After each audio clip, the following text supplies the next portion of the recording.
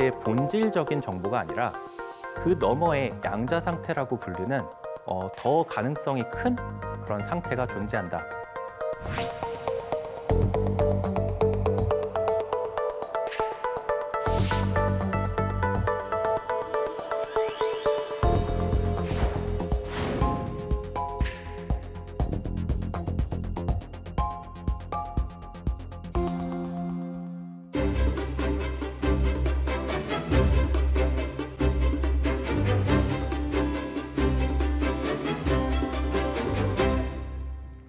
안녕하세요. 저는 성균관대학교에서 양자 컴퓨터를 연구하고 있는 김준기라고 합니다.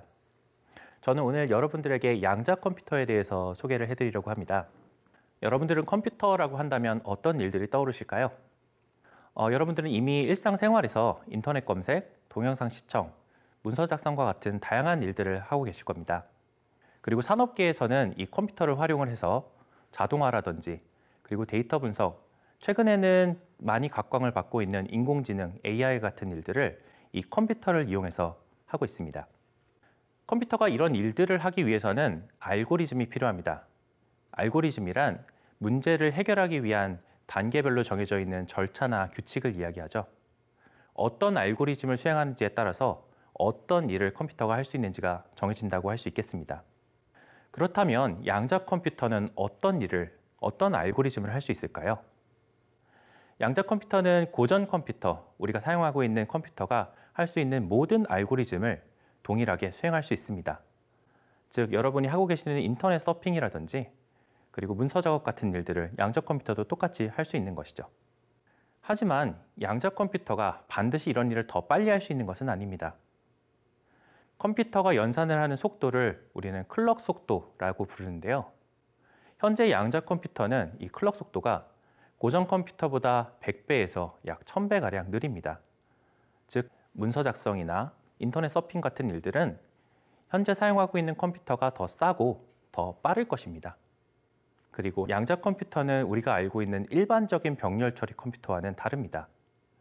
예를 들어 제가 1000가지의 경우의 수를 우리가 사용하고 있는 현재의 병렬 처리 컴퓨터에 이용을 한다면 1000가지 경우의 수에 대한 모든 계산 결과를 하나하나 받아볼 수 있습니다. 하지만 양자 컴퓨터에서 이러한 병렬 처리를 하게 된다면 개별 계산 결과를 하나하나 볼 수 있는 것이 아니라 이 모두가 얽혀 있는 그런 종류의 정보를 얻게 됩니다. 즉, 개별 계산 결과를 하나하나 모두 관찰할 수 없는 것이죠.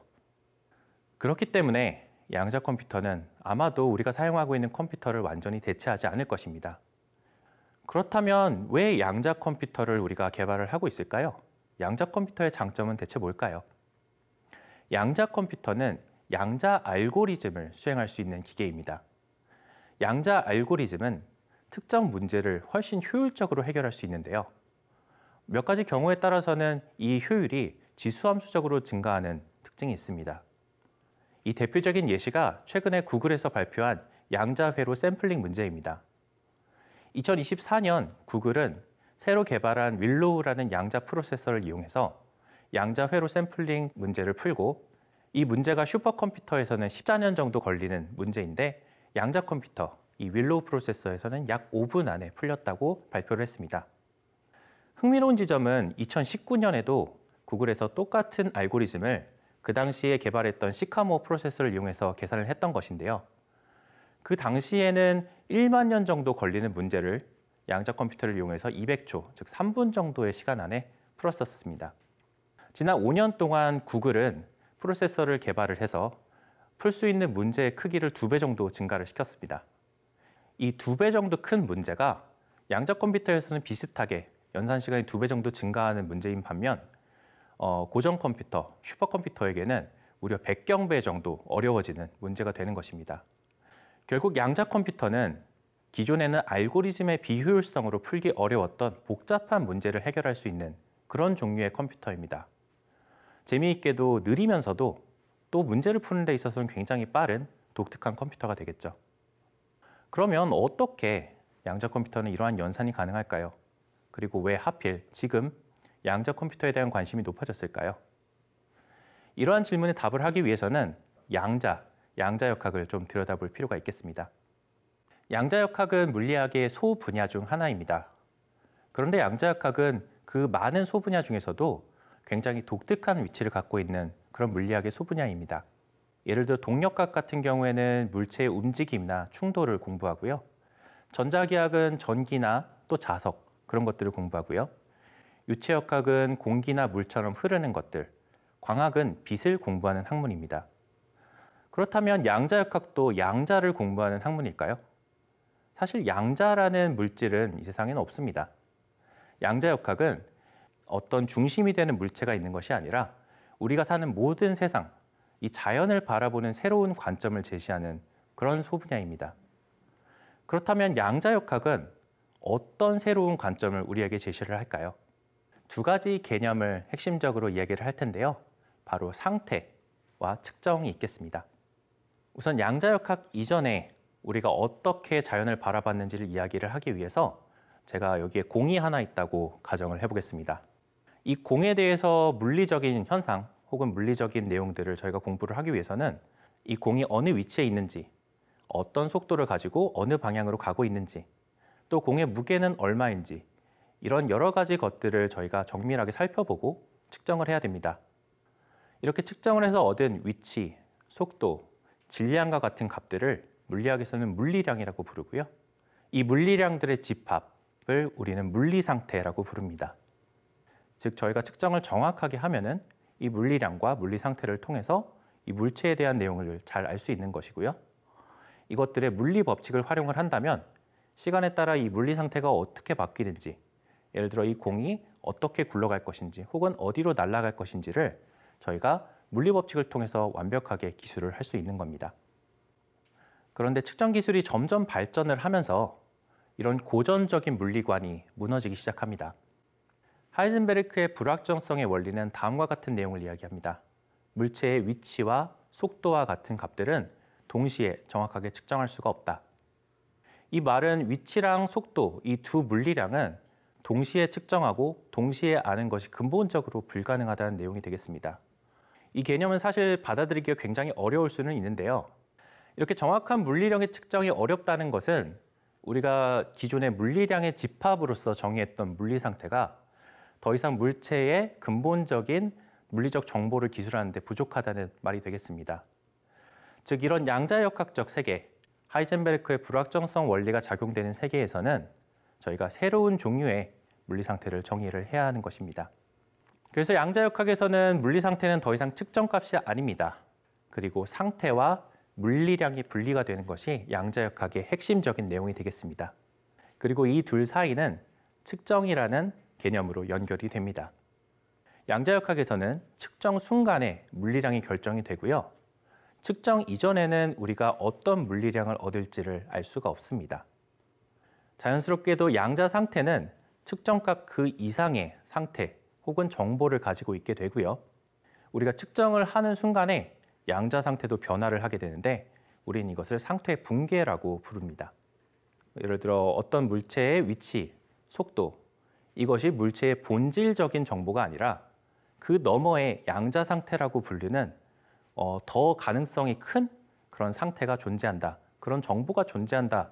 그런 개념을 받아들이는 게 양자역학의 굉장히 중요한 요소가 된다는 것입니다.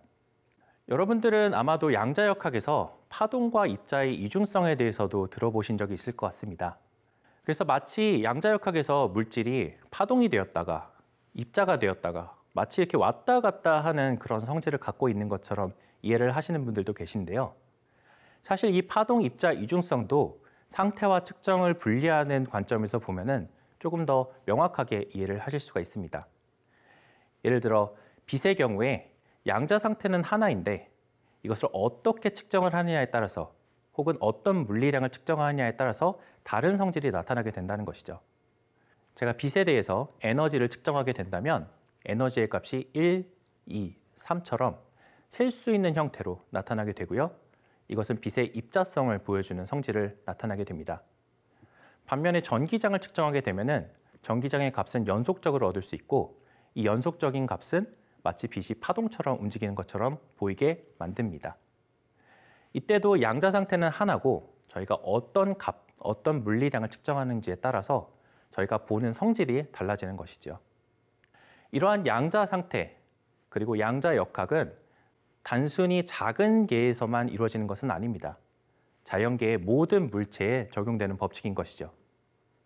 그래서 이 양자 역학의 메시지는 우리가 보는 세상보다 우리가 사는 세상이 실제로 가지고 있는 정보가 더 많고 더 높은 가능성을 가지고 있다라고 저는 생각하고 있습니다.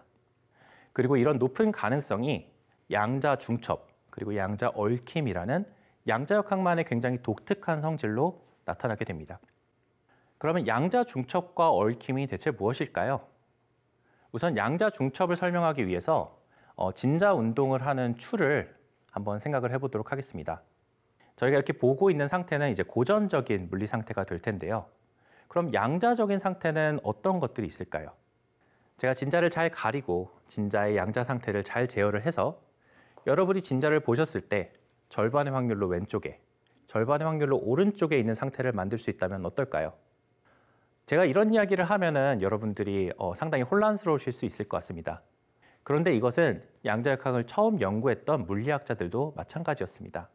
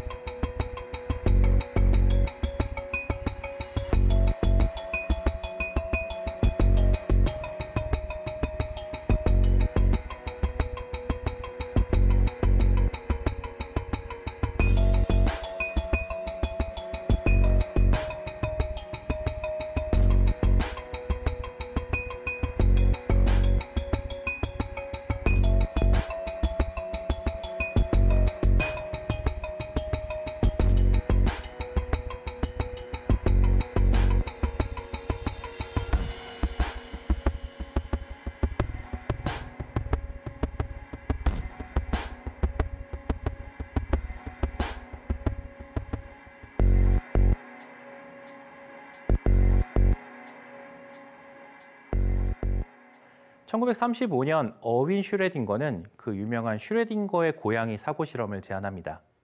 이 슈레딩거 고양이 사고 실험에서는 상자에 고양이를 넣고 이 상자 안에 굉장히 정밀한 제어 장치를 넣어 놓습니다. 그리고 상자를 닫습니다. 이 제어 장치는 어떤 특정한 과정을 통해서 이 슈레딩거 고양이가 죽은 상태와 살아있는 상태의 중첩 상태로 만들어주게 됩니다.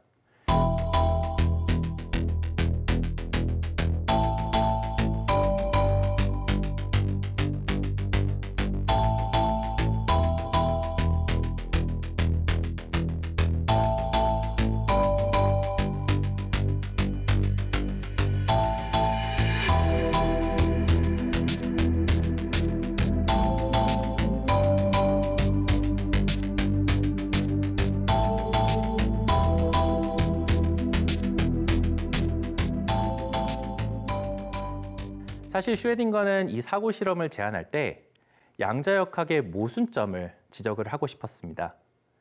이 양자역학의 자연계를 설명하는 방식이 우리의 일상 경험과는 너무나도 다르기 때문에 양자역학이 우리 자연계를 완전하게 설명을 하고 있지 못하다라는 견해였죠. 방금 이야기한 진자나 고양이처럼 저희가 보기에는 상반된 결과가 하나의 양자 상태에서 측정되는 그런 현상을 양자 중첩이라고 이야기를 합니다. 이 양자 중첩은 슈레딩거가 느꼈던 것, 그리고 여러분이 느끼고 계시는 것처럼 직관적으로 설명하기는 너무나도 어려운 현상입니다. 그 이유는 아마도 우리가 느끼고 보고 하는 일상 경험은 모두 이미 측정된 물리적 정보에서 오기 때문이고요. 우리가 그 너머에 있는 양자 상태를 우리가 갖고 있는 언어나 일상 경험으로 표현하기가 매우 어렵기 때문일 것입니다. 하지만 만약에 이런 중첩 상태를 여러분이 실제로 볼 수 있다면 어떨까요? 1996년에 미국의 표준기술연구소에서는 하나의 베릴륨 이온을 포획을 하고 이 이온의 양자 상태를 제어하는 연구를 하였습니다. 진공 챔버 안에 포획된 이온은 말씀드린 진자처럼 왔다 갔다 진동을 하는 운동을 하게 됩니다. 이 이온의 진동 양자 상태를 잘 제어를 해서 이온을 들여다봤을 때 절반의 확률로 왼쪽에, 절반의 확률로 오른쪽에 있는 양자 중첩 상태를 만드는 데 성공합니다. 그리고 비슷한 시기인 1992년에 프랑스의 연구자들은 마이크로파 빛을 이용을 해서 위상이 서로 반대에 있는 빛의 양자 중첩 상태를 만드는 연구도 성공을 하였습니다. 이 결과로 인해서 2012년에 데이비드 와일랜드 교수님과 세르주 와르슈 교수님이 노벨상을 수상하셨습니다. 노벨위원회는 노벨상을 수상하게 된 동기로 개별 양자계의 측정 및 조작을 가능하게 하는 획기적인 실험 방법을 개발하신 공로를 이야기를 하였습니다. 다시 말하자면 양자역학의 태동기 1930년으로부터 약 70년이 지난 이후에서야 사람들은 원자 하나, 광자 하나 이런 작은 미시세계의 입자들을 가지고 실험을 하고 그 양자 상태를 완벽하게 제어하는 기술을 확보를 했다는 이야기가 되겠습니다. 그리고 그 양자 중첩을 여러분에게 실제로 보여줄 수 있는 그런 기술 발전이 이루어진 것이죠. 이러한 양자 중첩 현상은 물체의 수가 더 많아지면 더 독특한 현상으로 발전이 되는데 이것이 바로 양자 얽힘입니다. 양자 얽힘 상태에 있는 두 물체는 동시에 중첩 상태에 있으면서도 강한 상관관계를 가지고 있습니다. 이전에 이야기했던 진자의 예시를 이야기를 해보면 두 개의 진자가 동시에 중첩 상태에 있는데 두 진자가 항상 같은 위치에 있는 그런 상태를 이야기를 해볼 수 있겠습니다. 이런 얽힘 상태의 특징은 제가 한쪽 진자를 들여다보아서 이게 왼쪽에 있거나 오른쪽에 있거나 하는 것을 알게 되면 즉각적으로 반대쪽에 있는 진자의 위치도 알 수 있다는 것입니다. 이러한 원거리의 상호작용은 기존 물리학, 특히 아인슈타인의 상대성 이론에 위배되는 것처럼 보였습니다. 그래서 아인슈타인과 동료 학자들은 1935년 물리적 실제에 대한 양자역학적 기술은 완전하다고 볼 수 있는가라는 논문을 발표하여 양자역학의 자연에 대한 설명이 완전하지 않고 부족한 점이 있을 수 있다는 지점을 지적을 하였습니다. 이에 1964년 존 스튜어트 벨은 아인슈타인의 생각을 실험적으로 입증할 수 있는 방법을 고안하였습니다. 두 물체 사이에 특정한 물리량들을 측정을 한 뒤에 이 물리량의 상관관계 값을 계산을 한다면 만약 아인슈타인이 맞다면 상관관계의 양이 어떤 값으로 제한이 되고 아인슈타인이 틀렸고 양자 얽힘이 실제한다면 그 상관관계가 그 어느 값을 넘어설 것이다 라는 예측을 하였습니다. 그 이후 1972년 존 클라우저 박사가 벨 테스트를 수행하였고 그 이후에도 많은 벨 테스트 실험이 수행이 되었습니다. 그리고 실험 결과는 일관적으로 아인슈타인이 틀렸고 양자 얽힘이 실제한다는 결론으로 나왔습니다. 결론을 이야기하자면 우리가 사는 세상은 양자역학적인 세상입니다. 그리고 우리가 살고 있는 세상이 갖고 있는 양자 상태는 우리가 보는 것보다 더 많은 가능성을 가지고 있고 더 강한 상관관계를 가질 수 있는 그런 세상입니다. 그리고 최근의 기술 발전은 그런 양자 중첩과 양자 얽힘을 실험실 안에서지만 어쨌든 구현을 할 수 있는 그런 단계에 왔습니다. 이런 양자역학적인 세상에서는 작은 시스템도 양자역학적 관점을 적용했을 때 매우 복잡해지는 특징을 갖게 됩니다. 예를 들어 원자 몇 개, 수개의 원자로 이루어진 분자 시스템도 이 양자역학적 계산을 모두 포함한다면 전자 20개에서 40개 정도를 시뮬레이션을 하는 것이 현재 컴퓨팅 기술의 한계가 되겠습니다. 그래서 1981년 리처드 파인만은 다음과 같은 제안을 하게 됩니다. 우리가 살고 있는 세상은 양자역학적 세상이고 이것을 우리가 갖고 있는 컴퓨터로 모사를 하기에는 너무 어렵다. 그렇기 때문에 만약에 우리가 양자역학적 기계를 만들 수 있다면 우리가 살고 있는 자연계를 좀 더 자연스럽게, 좀 더 효율적으로 모사를 하고 시뮬레이션을 할 수 있을 것이다. 이 제안은 흔히들 양자 컴퓨터의 최초의 제안이라고 받아들여지고 있습니다. 그 이후에 많은 학자들이 이런 양자역학적 계산을 할 수 있는 기계에 대해서 연구를 하게 되었고요.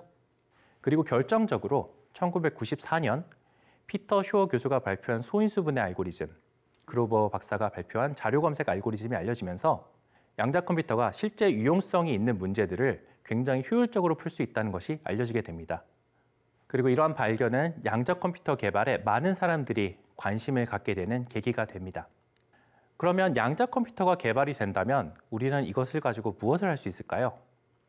양자 컴퓨터의 유용성에 대해서는 아직도 많은 사람들이 연구를 하고 있지만 그 중에서도 특히 활용성이 높을 것이라고 생각되는 대표적인 예시가 몇 가지가 있습니다. 첫 번째는 화학 시뮬레이션입니다. 아까 말씀드린 것처럼 원자 몇 개, 분자 몇 개도 양자역학적인 시스템은 굉장히 모사를 하기가 어렵습니다. 이 양자 컴퓨터를 이용해서 화학 시뮬레이션을 할 수 있다면 굉장히 효율적으로 그 시뮬레이션을 수행할 수 있음이 잘 알려져 있습니다. 그리고 이런 시뮬레이션 결과는 신약 개발이나 촉매 개발, 신소재 개발 같은 다양한 응용에 활용될 수 있을 것으로 기대되고 있습니다. 특히 양자 컴퓨터의 큰 특징인 문제 크기가 커짐에 따라서 더 효율적으로 되는 그런 특징을 활용을 한다면 산업계에서 굉장히 혁신적인 발전이 있을 것이라고 기대를 하고 있습니다. 두 번째는 RSA, ECC와 같은 암호 체계에 해독이 됩니다. 가장 유명한 양자 알고리즘인 쇼 알고리즘은 소인수 분해나 이산 로그 문제를 굉장히 효율적으로 풀 수 있는 것으로 잘 알려져 있습니다. 그리고 이러한 문제들은 현재 보편적으로 사용되고 있는 공개키 암호 체계의 근간이 되는 문제들입니다. 만약 이 문제들을 잘 풀 수 있게 된다면 우리가 갖고 있는 암호 체계도 쉽게 해독이 될 수 있다는 의미가 되는 것이죠. 물론 암호를 하시는 분들도 이런 위험성에 대해서 잘 인지를 하고 있고 양자 컴퓨터가 있어도 보안성이 유지가 되는 그런 암호 체계를 개발을 하고 있습니다. 이것을 양자 내성 암호라고 하는데요. 2024년 8월에 미국의 표준기술연구소에서는 최초로 양자 내성 암호의 표준을 발표를 하면서 향후 양자 컴퓨터가 개발이 되었을 때를 대비하고자 하였습니다. 마지막으로 최적화 문제가 있습니다. 최적화 문제는 물류, 금융, 제조업 등 다양한 분야에서 활용되고 있는 문제죠. 이러한 최적화 문제를 자료 검색 알고리즘이나 양자 머신러닝 알고리즘을 활용해서 더욱 빠르고 더욱 효율적으로 해결하고자 하는 노력들이 많은 학자들에 의해 이루어지고 있습니다. 그리고 이 최적화 문제는 아마도 가장 빠르게 상업적인 성공이 가능한 분야가 아닐까 사람들이 기대를 하고 있기도 합니다. 다만 이러한 응용 분야들은 아직 양자 하드웨어가 충분히 강력하지 않기 때문에 제대로 응용이 되고 있지는 않습니다. 양자 하드웨어의 개발의 핵심은 큐비트입니다. 컴퓨터는 0과 1의 정보를 저장하는 비트를 이용해서 모든 정보 연산을 수행하고 있습니다. 양자 컴퓨터는 0과 1, 그리고 그 중첩과 얽힘 상태를 모두 표현할 수 있는 큐비트, 퀀텀 비트를 줄임말인데요. 큐비트가 필요합니다. 이러한 큐비트를 구현하기 위한 방법들은 다양한 방법들이 존재를 합니다. 영하 273도로 냉각을 해서 초전도 현상을 이용하는 초전도 큐비트가 대표적인 예시가 되겠고요. 그 외에도 포획이온, 중성원자, 광자, 실리콘 양자점, 점결함과 같은 다양한 물리계를 이용해서 큐비트를 구현하려는 노력이 많이 이루어지고 있습니다. 지난 30년간 큐비트는 굉장히 많은 발전이 있었습니다. 1990년대에 최초로 큐비트 간의 양자 얽힘을 만들던 때에 큐비트 오류율은 약 10% 수준이었습니다. 그것이 현재 와서는 0.01% 수준으로 오류율을 대폭 낮출 수 있었고요. 큐비트의 개수도 수백 개 수준으로 굉장히 크게 성장을 하였습니다. 물론 이런 양자 하드웨어는 아직은 실제 사용될 수 있는 응용 연구에는 모자란 부분이 있습니다. 그렇기 때문에 최근의 연구 방향은 오류를 절감하기 위하여 양자 오류 정정 코드를 활용을 하거나 더 많은 큐비트를 확보를 하기 위해서 확장 가능한 시스템 아키텍처를 연구하는 방향으로 진행이 많이 되고 있습니다. 그래서 향후 양자 컴퓨팅 연구는 근시일 내에 사용 가능한 활용 예를 발굴하는 데 초점을 맞출 것으로 기대가 됩니다. 이것은 하드웨어와 소프트웨어의 양쪽에서의 개발이 필요한데요. 하드웨어는 큐비트의 숫자를 늘리고 성능을 더욱 발전을 시켜야겠고요. 소프트웨어 쪽에서는 양자 알고리즘의 효율을 개선을 하고 적은 수의 큐비트로도 양자 우위를 얻을 수 있는 그런 연구를 계속 진행을 할 계획입니다. 양자 컴퓨팅 연구, 그리고 이런 양자 정보 과학 연구를 제2차 양자 혁명이라고도 부릅니다. 1차 양자 혁명은 양자역학의 태동기 이후 그 양자역학의 이해를 바탕으로 가능한 여러 가지 기술들을 이야기를 하고 있습니다. 레이저, 반도체, MRI나 원자시계 같은 것들이 대표적인 예시가 되겠죠. 그중에서도 반도체 기술은 컴퓨팅 기술, 인터넷 등으로 인한 정보 혁명으로 우리가 사는 사회를 많이 바꾸어 두었습니다. 2차 양자 혁명은 거기서 한 발짝 더 나아갑니다. 우리가 양자 상태를 직접 제어를 하고 중첩과 얽힘을 사용해서 가능해지는 새로운 기술들이 제2차 양자 혁명 시대에서 기다리고 있습니다. 양자 컴퓨터, 양자 통신, 양자 센서 같은 것들이 대표적인 예시가 되겠고요. 이 양자 정보 기술은 우리가 사는 실생활을 완전히 바꿔놓고 정보 처리의 패러다임을 바꿀 수 있는 그런 완전히 새로운 21세기의 기술이 되겠습니다. 양자 컴퓨팅 기술이 언제 상용화가 되고 언제 응용성을 갖출지, 그리고 언제쯤 우리 사회를 바꿀지에 대한 의견은 분분합니다. 하지만 이런 양자 기술이 언젠가는 실현화가 될 것이고 파급 효과가 굉장히 클 것이라는 것을 부정하는 사람은 많지 않습니다. 많은 분들이 양자 컴퓨팅 기술에 관심을 가지시고 다가올 2차 양자 혁명에 대해서도 큰 관심을 가질 수 있기를 바라겠습니다. 감사합니다.